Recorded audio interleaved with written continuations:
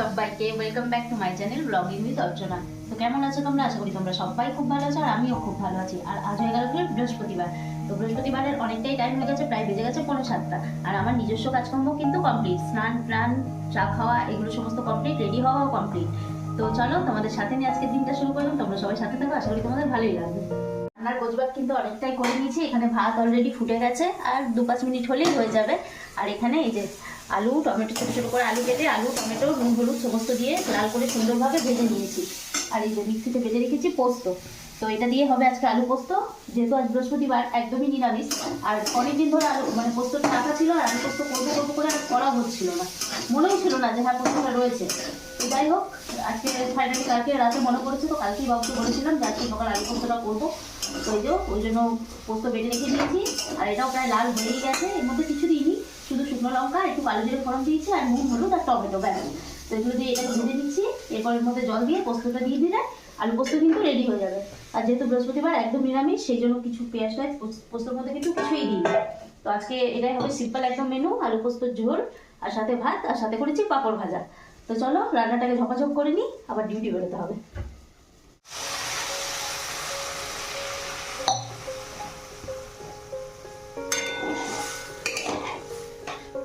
দেখি এটা হয়েছে কি না, কারণ ডিউটির টাইম হয়ে গেছে, প্রচণ্ড তাড়া হয়ে গেছে। হ্যাঁ ফাইনালি কিন্তু এটা হয়ে গেছে। এরপর এর মধ্যে পোস্তটা দিয়ে দেবো। এই যে পোস্তটা বেটে রেখেছি, পোস্তটা দিয়ে ব্যাস মিলিয়ে নামিয়ে নিলে আলু পোস্ত কিন্তু রেডি।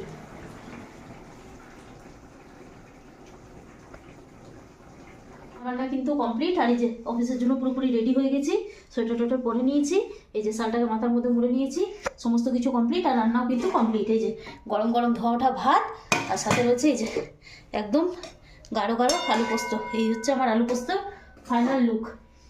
দেখো কত সুন্দর গাঢ় গাঢ় হয়েছে।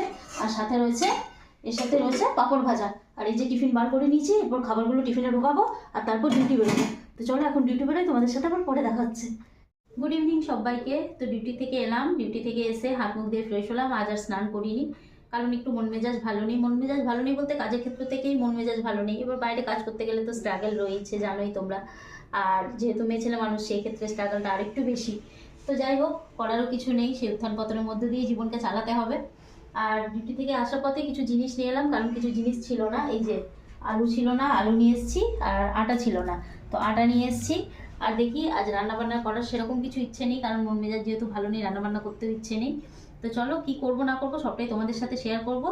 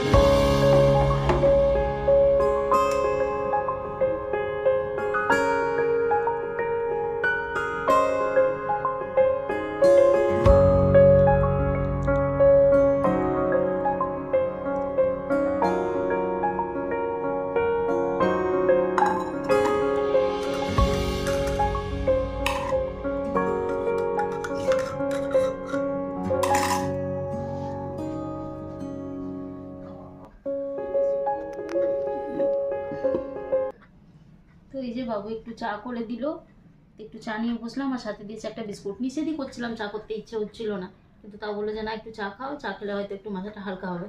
আর আমার মন মেজাজ ভালো না দেখলে ওর মন মেজাজ আমার তুলনায় আরও দ্বিগুণ খারাপ হয়ে যায়। তো সেই জন্য মেয়েটার কথা চিন্তা করে নিজের মনে দুঃখ কষ্ট যতই আসুক, যতই টেনশন আসুক মনের মধ্যে, সব টেনশনকে দূরে সরিয়ে রেখে সে মেয়েটার জন্য হাসতেই হয়। তো যাই হোক, দেখলো মায়ের মুড আপসেট আছে, তো একটু যা করে দিল। তো এই যে চা নিয়ে বসেছি, চা আর বিস্কুট। চা বিস্কুটটা এখন খেয়ে নেবো। আর রান্নাবান্না তো তোমাদের আগেই বললাম যে রান্নাবান্না আজ করতে একদম কিচ্ছু ইচ্ছে নেই, কিচ্ছু করবো না। দেখা যাক, সকালে যেগুলো রয়েছে সেগুলোই মা মেয়ে মিলে খেয়ে নিতে হবে, কারণ আর কিছু ভালো লাগছে না আমার একদম। চাটা কিন্তু বাবু বেশ ভালো বানায়, চা খেলে বেশ মাথা ব্যথা টাথা সমস্ত কিছু কিন্তু ছেড়ে যায়।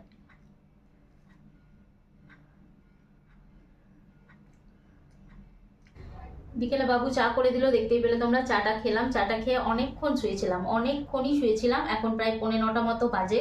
তো এই জাস্ট উঠলাম, আর উঠে তাও উঠতাম মানে আরেকটুই পরে উঠতাম, কিন্তু দুধওয়ালা মানে দাদা এসেছিল, তো দুধওয়ালা দাদার কাছে দুধ নিলাম।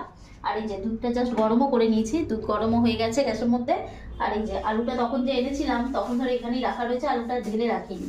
তো আলুটা ঝুড়ির মধ্যে জায়গা মতো ঢেলে এখন রেখে নিতে হবে, কারণ ঢেলে রাখা থাকলে, জায়গা মতো জিনিসপত্র রাখা থাকলে সকালে রান্না বান্না করতে অনেকটাই সুবিধা হয়। আর এই যে আলুটা ঝুড়ির মধ্যে ঢেলে রেখে নিচ্ছি। তো চলো এগুলো এখন জায়গা মতো আগে গোছবাগ করে রেখে নিই। তো এই দেখো, কিছু বুঝতে পারছি না হাতে, সেদিনও তোমাদের বলেছিলাম এই যে কি যে দানা দানা বেরোচ্ছে, আমি কিছু বুঝতে পারছি না, ডাস্টের জন্য র্যাশ হচ্ছে না কি হচ্ছে। আর প্রচণ্ড চুলকাচ্ছে, আর চুলকে দিলে একদম দানা দানা মতো হয়ে যাচ্ছে, আর পরে এটা দাগি দাগি টাইপের হয়ে যাচ্ছে। দেখো এই হাতে পুরো দাগ দাগ টাইপের হয়ে গেছে, কিছু বুঝতে পারছি না কেন। আর এত জোরে চুলকাচ্ছে, যখন চুলকাচ্ছে মনে হচ্ছে মানে যা পায় হাতের কাছে সেটা দিয়ে চুলকে দিই। কেন এরকম হচ্ছে বুঝতে পারছি না কিছু, একদিন মেডিকেলে গিয়ে দেখাতে হবে। দেখো হাতটা পুরো লাল হয়ে গেছে। আর তোমাদের বললামই যে আজ রান্নাবান্না কিছু করবো না, তো সত্যি সত্যি রান্নাবান্না কিছু করিও নি। এই যে দিনের অল্প একটু ভাত রয়েছে, এই যে রয়েছে অল্প একটু ভাত, আর সাথে রয়েছে একটু আলু পোস্ত।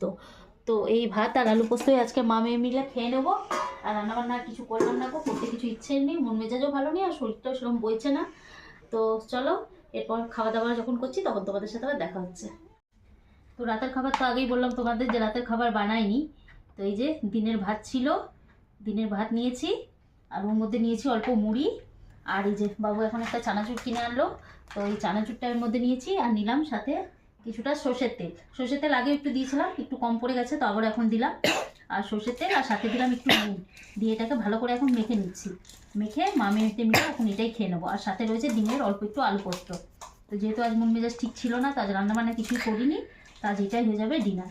আর এরকম ভাত মাখা কিন্তু খেতে কিন্তু ভালোই লাগে। তোমরাও চাইলে কখনো মানে রান্নাবান্না করতে ইচ্ছে না হলে তো এরকম শর্টকাট কিন্তু করতে পারো। শর্টকাট কিন্তু ভালো, মানে খেতে টেস্টি, এরকম একটা জিনিস এটা। তো ভাতটা মেখে নেবো, ভাতটা মেখে আর মা মেয়ে মিলে এটা এখন খেয়ে নেবো। আর সাথে ওই দেখো নিয়েছি একটা কাঁচা লঙ্কা, একদম বড় সাইজের একটা কাঁচা লঙ্কা। তো এরকম বেশ ভালোই লাগে খেতে মাঝে সাঝে কিন্তু। আর কতই বা খাটবো বলো, আর ভালো লাগে না। মন মেজাজ ভালো থাকলে সব কিছুই ভালো লাগে, মন মেজাজ ভালো থাকলে কোনো কাজকর্ম রান্না বান্না সব কিছু করতে ভালো লাগে, কিন্তু মন মেজাজ না ভালো থাকলে কিচ্ছু ভালো লাগে না। আর সত্যি কথাই, মানে একজন মানুষ যে বাইরে বেরিয়ে কাজের ক্ষেত্রে কত যে স্ট্রাগল যারা করে তারা হয়তো অবশ্যই জানে। তো সেই জন্য মাঝে মাঝে ভালো লাগে না, মাঝে মাঝে প্রচণ্ড মাইন্ড ডিস্টার্ব হয়ে যায়। আবারও কোনো কোনো ক্ষেত্রে মাইন্ডটাকে ঠিক করতে হয় যে না মেয়েটা রয়েছে, কাজকর্ম তো করতেই হবে, করার তো কিছু নেই। তো সেই জায়গার থেকে কাজেও যেতে হয়, কাজও করতে হয়। এই যে ভাতটা প্রায় সুন্দরভাবে মাখা হয়েই গেছে। তো এই যে আমি অল্পই নেব, তো বাবুকে দিয়ে দেবো, বাবুর জন্য থালাটাই বেড়ে দিই। আর এরকম ভাতটা কিন্তু হাতে করে মেখেই বেশি সুন্দর হয়, মানে বেশি টেস্টি হয়। এগুলো চামচে টামচে মাখাও যাবে না, আর মেখে সেরকম স্বাদও হবে না, হাতে করে মেখেই বেশি টেস্টি লাগে।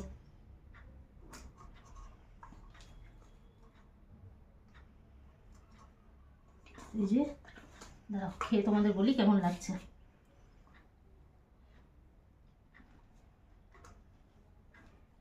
কাঁচা লঙ্কা,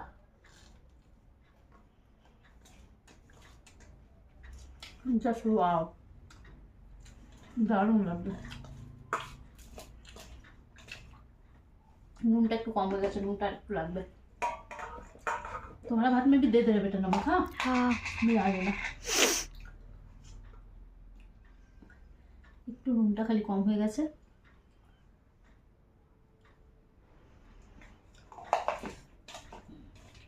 আর বাবু রয়েছে ব্যাক ক্যামেরায় ক্যামেরাম্যান, ও এখন ওই জন্য খেতে বসেনি।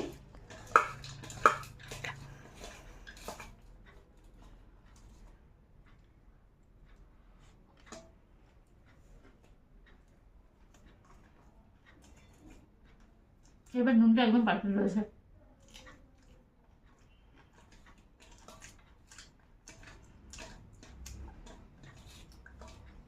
তো চলো খাবারটা খেয়ে নিই। তো আমাদের খাওয়া দাওয়া কিন্তু কমপ্লিট, আর আমি দেখো বিছানায় অলরেডি চলেও এসেছি। আর বাবু কিন্তু বিছানায় আসেনি, বাবু ওই যে সোফার মধ্যে বসেই রয়েছে। দাঁড়াও দেখাই তোমাদের, ওই যে বাবু রয়েছে সোফার মধ্যে বসে। তো থোড়া দূর করকে কারো, দূর করকে কারো।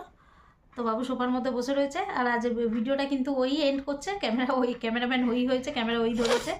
তো ও সোফার মধ্যে বসে রয়েছে, ক্যামেরাম্যানকে হয়েছে আছি আছি। আর প্রচণ্ড জোরে সর্দিও করেছে ওর, প্রচণ্ড জোরে, প্রচণ্ড ঠান্ডা লেগেছে।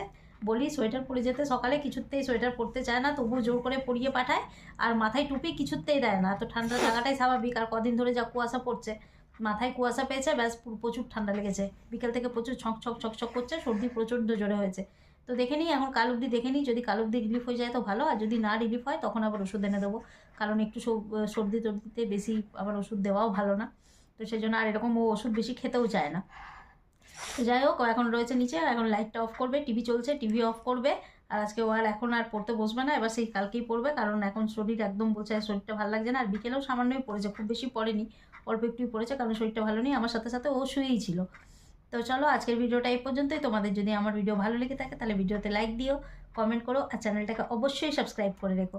তাহলে দেখা হচ্ছে কালকে আবার নতুন একটা ভিডিওর সাথে। ততক্ষণ তোমরা খুব ভালো থাকবে, সাবধানে থাকবে, সুস্থ থাকবে। তাহলে সবাইকে good good night, night, tata.